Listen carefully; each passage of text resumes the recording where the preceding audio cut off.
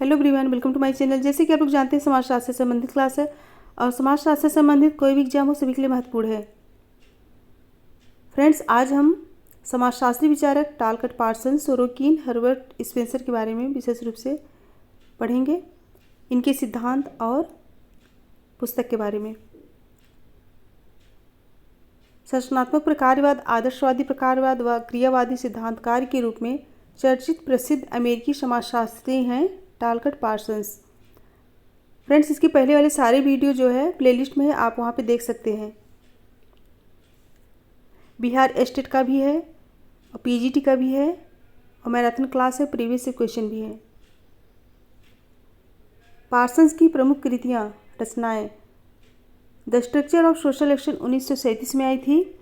Parsons ने 1937 में प्रकाशित पुस्तक the structure of social action में अपने क्रिया सिद्धांत का उल्लेख किए हैं और इन्होंने क्रिया के संबंध में वेबर, परेटो, रिकार्डो व एडम स्मिथ जैसे आदि विद्वानों के विचारों को अस्वीकार करते हुए क्रिया का स्वैच्छिक सिद्धांत प्रस्तुत किए हैं। पार्सन्स के शब्दों में सामाजिक क्रिया वह गतिविधि है जिसका उद्देश्य किसी न किसी लक्ष्य को प्राप्त करना होता है। और दूसरी पुस्तक है एसेज ऑन सोशियोलॉजिकल थ्योरी, जो कि 1939 में आई थी। और तीसरी है towards a general theory of action with Shils, 1951 में आई थी। और 4 है द सोशल सिस्टम, 1951। नेक्स्ट है working papers in the theory of action with Bales and Shils के साथ आई थी, विद वेल्स एंड शील्ड्स के साथ 1953 में। नेक्स्ट है इकोनॉमी एंड सोसाइटी विद स्मेल्सर, 1956 में आई थी। अगली पुस्तक है सोशल स्ट्रक्चर एंड पर्सनालिटी, 1964 में आई थी। Societies evolutionary and comparative perspective, 1966 में आई थी। महत्वपूर्ण पुस्तक है। नेक्स्ट है societies evolutionary and comparative perspective, 1966 में आई थी। अगली है the system of modern societies, 1971 में आई थी। इनके प्रमुख सिद्धांत हैं सामाजिक क्रिया सिद्धांत, सोशल एक्शन थ्योरी, और सामाजिक व्यवस्था सिद्धांत, सोशल सिस्टम थ्योरी, प्रकार्यात्मक सिद्धांत, फंक्शनल थ्योरी। पार्सन्स जो हैं 4 प्रकार की प्रकारात्मक पूर्व आवश्यकताओं के बारे में बताए हैं। पहला है अनुकूलन, दूसरा है लक्ष्य, तीसरा है एकीकरण और चौथा है यथास्थित। ये भी ध्यान रखिएगा। और पार्सन्स जो है 4 प्रकार की सामाजिक व्यवस्था पर विचार करते हैं। पहली है आर्थिक व्यवस्था, दूसरी है पारिवारिक व्यवस्था, तीसरी है राजनीतिक व्यवस्था और चौथी है व्यक्तित्व व्यवस्था। नेक्स्ट है पितृम सोरोकिन। पितृम सोरोकिन का जन्म कब हुआ था? 1889 में और मृत्यु 1968 में। रूसी समाजशास्त्री सोरोकिन, इनका जन्म 21 जनवरी 1889 को उत्तर पूर्वी रूस के टोरिया नामक स्थान पर हुआ था। इनकी प्रमुख कृतियाँ देखते हैं। पहली है क्राइम एंड पनिशमेंट, जो कि 1983 में आई थी। नेक्स्ट है एलिमेंट्स ऑफ सोशियोलॉजी, 1919 में आई थी। अगली है द सोशियोलॉजी ऑफ रिवोल्यूशन, 1925 में आई थी। सोशल मोबिलिटी 1927 में आई थी। कंटेम्परेरी सोशियोलॉजिकल थ्योरी 1928 में आई थी। और नेक्स्ट है सोशल एंड कल्चरल डायनेमिक्स, 1937 में आई थी।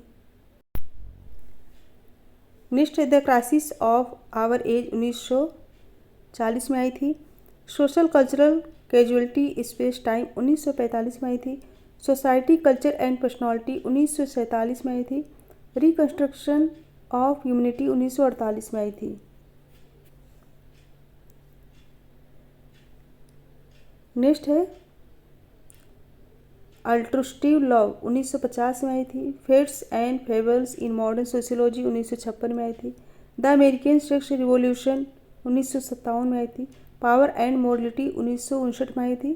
सोशियोलॉजिकल थ्योरीज ऑफ टुडे, 1966 में आई थी।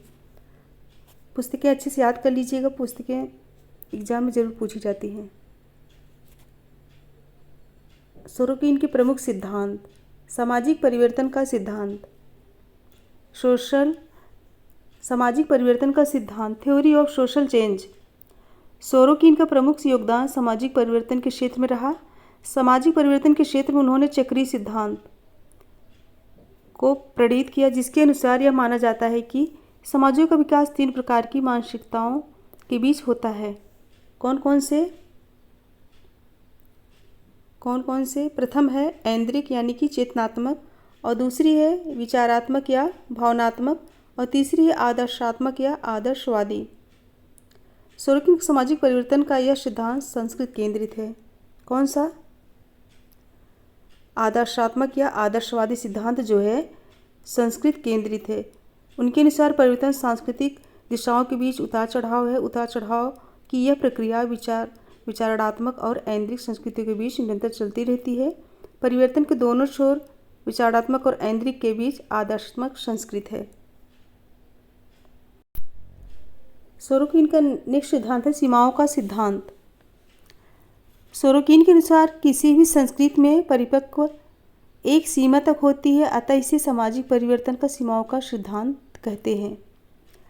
सोरोकिन का मानना है कि किसी भी संस्कृति में परिवर्तन के बीच उसके अंदर ही विद्यमान होते हैं जो परिवर्तन के लिए प्रेरित रहते हैं। नेक्स्ट है सामाजिक सांस्कृतिक गतिशीलता का सिद्धांत। सामाजिक सांस्कृतिक गतिशीलता का सिद्धांत। सोरोकिन के सांस्कृतिक परिवर्तन सिद्धांत को सामाजिक सांस्कृतिक गतिशीलता का सिद्धांत भी कहा जाता है। 1929 ईस्वी में सोरोकिन जिमरमैन के साथ ग्रामीण समाजशास्त्र पर भी एक भारी भरकम व प्रमाणिक पुस्तक principles of rural urban sociology की रचना की, जिसमें गांव एवं नगर की विशेषताओं के आधार पर एक सुस्पष्ट एवं तर्क संगत अंतर द्विभाजन, जिसे ग्रामीण नगरीय द्विभाजन कहते हैं। और नेक्स्ट है सामाजिक परिवर्तन का अंतर्भूत सिद्धांत। सामाजिक परिवर्तन का अंतर्भूत सिद्धांत। सोरोकिन का मानना है कि किसी भी संस्कृति में परिवर्तन के बीच उसके अंदर ही विद्यमान होते हैं जो परिवर्तन के लिए प्रेरित रहते हैं, जिससे संस्कृति में परिवर्तन आता है। इसीलिए इसे सामाजिक परिवर्तन का अंतर्भूत सिद्धांत कहते हैं। नेक्स्ट सिद्धांत है ध्रुवीकरण का सिद्धांत। सोरोकिन सांस्कृतिक व्यवस्था को 2 ध्रुवों यानी विचारणात्मक व ऐन्द्रिय परक में विभाजित मानते हैं। कौन सी? विचारणात्मक व ऐन्द्रिय परक में विभाजित करते हैं तथा उनके बीच व्यवस्था चक्कर काटती है, अतः इसे सामाजिक परिवर्तन का ध्रुवीकरण का सिद्धांत कहते हैं।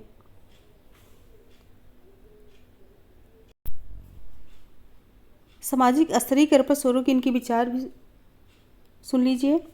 मार्क्स स्तरीकरण के केवल एक स्वरूप आर्थिक की बात करते हैं, जबकि सोरोकिन सामाजिक स्तरीकरण के 3 आधार अर्थात स्तरीकरण के 3 स्वरूपों की चर्चा करते हैं। कौन कौन से? आर्थिक स्तरीकरण, यह एक अस्थायी स्तरीकरण है, और दूसरा है राजनीतिक स्तरीकरण, यह भी अस्थायी स्तरीकरण है, और तीसरा है व्यावसायिक स्तरीकरण। व्यावसायिक स्तरीकरण 2 प्रकार का होता है। कौन कौन से? अंतर व्यावसायिक स्तरीकरण और दूसरा है अंतरा व्यावसायिक स्तरीकरण। मानव द्वारा निर्मित व्यवस्था में स्तरीकरण अनिवार्य है। सोरोकिन के अनुसार स्तर विहीन समाज सिर्फ कल्पना मात्र है, वास्तव में ऐसा समाज होता नहीं है। तो सोरोकिन के बारे में हम लोगों ने विस्तार से चर्चा की। अब नेक्स्ट थिंकर है हर्बर्ट स्पेंसर। हर्बर्ट स्पेंसर का जन्म 27 अप्रैल 1820 में इंग्लैंड के डर्बी नामक स्थान पर हुआ था, और इनकी प्रमुख कृतियों के बारे में चर्चा करते हैं। इनकी प्रमुख कृतियां हैं सोशल स्टैटिक्स जो कि 1851 में आई थी, इनकी पहली पुस्तक है। नेक्स्ट है द प्रिंसिपल्स ऑफ साइकोलॉजी 1854 में आई थी। नेक्स्ट है फर्स्ट प्रिंसिपल 1862, इसे सिंथेटिक फिलॉसफी भी कहते हैं। इम्पॉर्टेंट है, इसे सिंथेटिक फिलॉसफी भी कहते हैं। नेक्स्ट है द प्रिंसिपल ऑफ बायोलॉजी 1864 में आई थी। नेक्स्ट है द स्टडी ऑफ सोशियोलॉजी 1873 में आई थी। प्रिंसिपल ऑफ सोशियोलॉजी 1875 में आई थी। प्रिंसिपल ऑफ एथिक्स 1877 में आई थी। नेक्स्ट है the man versus the state 1884 में आई थी। इंपॉर्टेंट है, ये पुस्तक पूछी जाती है। डिस्क्रिप्टिव सोशियोलॉजी 1890 में आई थी। The proper sphere of government, the political institution, the evolution of society, इनकी प्रमुख पुस्तकें हैं, अच्छे से याद कर लीजिएगा।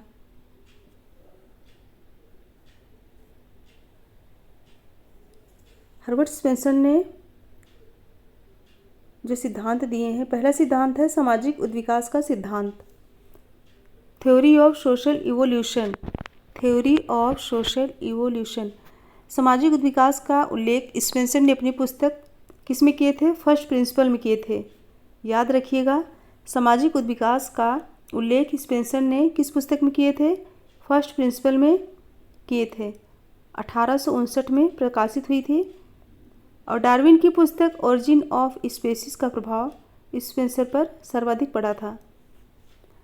स्पेंसर उद्विकास को एकीकरण और विखंडन की प्रक्रिया मानते हैं और लिखते हैं कि उद्विकास पदार्थ का समन्वय तथा उससे संबंधित गति है, जिसके दौरान पदार्थ एक अनिश्चित असंबद्ध समानता से निश्चित संबद्ध भिन्नता में बदलता है। स्पेंसर जो है समाज के दो उद्विकासीय अवस्थाओं का उल्लेख करते हैं। पहला है शिकारी या सैनिक या युद्ध समाज, और दूसरा कौन सा है? दूसरा है औद्योगिक समाज। नेक्स्ट है सावयवी सिद्धांत। सावयवी सिद्धांत जिसे हम ऑर्गेनिक थ्योरी कहते हैं। क्या कहते हैं? Organic theory.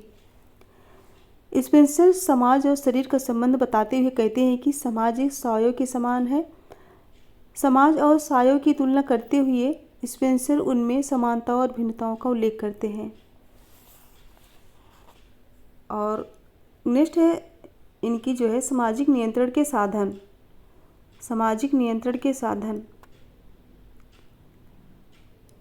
स्पेंसर के प्रमुख चार सामाजिक नियंत्रण के प्रमुख चार भागों में बांटे हैं: सरकार, धर्म, सामाजिक प्रथाएं और नैतिकता। चार भागों में सामाजिक नियंत्रण को बांटे हैं। कौन कौन से? सरकार, धर्म, सामाजिक प्रथा और नैतिकता। और नियंत्रणों को मुख्यतः दो भागों में बांटते हैं। कौन से? बाह्य नियंत्रण और आंतरिक नियंत्रण।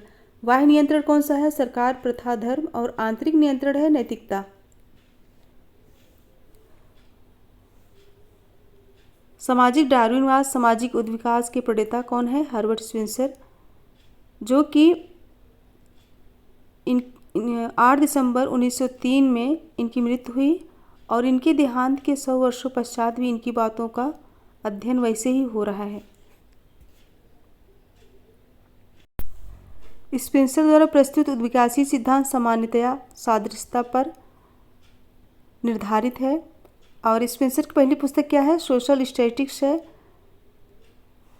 स्पेंसर की समाजशास्त्रीय अवधारणा के रूप में जिस दृष्टिकोण को अपनाया गया उसे क्या कहते हैं? पुस्तकीय दृष्टिकोण। और प्रकार, संस्था, सामाजिक संरचना का सर्वप्रथम प्रयोग किसने किया था? हर्बर्ट स्पेंसर ने। प्रकार, संस्था, सामाजिक संरचना का सर्वप्रथम प्रयोग हर्बर्ट स्पेंसर ने किया। और laces care policy, laces care policy हस्तक्षेप नीति किसकी है? स्पेंसर की है। याद रखिएगा, laces care policy, laces care policy किसकी है? हर्बर्ट स्पेंसर की है। इम्पॉर्टेंट है, याद रखिएगा। सो फ्रेंड्स, इतना ही। अगर पसंद आए तो लाइक कीजिए और ज़्यादा से ज़्यादा संख्या में शेयर कीजिए। लास्ट में एक चीज़ और है, देख लीजिए। स्पेंसर व्यक्तित्व के विकास के लिए औद्योगिक समाज को सर्वोत्तम मानते हैं और जिसके अनुसार सामाजिक विकास की प्रक्रिया में समाज अपने संगठन की श्रेणी के आधार पर सरल से समृद्ध समाज के विभिन्न स्तरों की ओर क्रियाशील है, जैसे कि सरल समाज, समृद्ध समाज, दोहरे समृद्ध समाज और तिहरे समृद्ध समाज। ये भी याद रखिएगा। सो फ्रेंड्स, मेरे साथ बने रहने के लिए बहुत बहुत धन्यवाद। अगर पसंद आए तो लाइक कीजिएगा और इनकी पुस्तकों को अच्छे से याद कर लीजिए। पार्सन्स, सोरोकिन, स्पेंसर एग्ज़ाम में अक्सर पूछी जाती हैं। इन पुस्तकों को अच्छे से याद कर लीजिएगा। स्पेंसर समाज के विकास की 3 अवस्थाओं का भी उल्लेख किए हैं। कौन से? आदिम समाज, जंगली समाज और औद्योगिक समाज। आदिम समाज जो कि प्रिमिटिव सोसाइटी है, जंगली समाज सिविल सोसाइटी, औद्योगिक समाज इंडस्ट्रियल सोसाइटी। आज बस इतना ही। Thank you so much everyone. Goodbye and good night.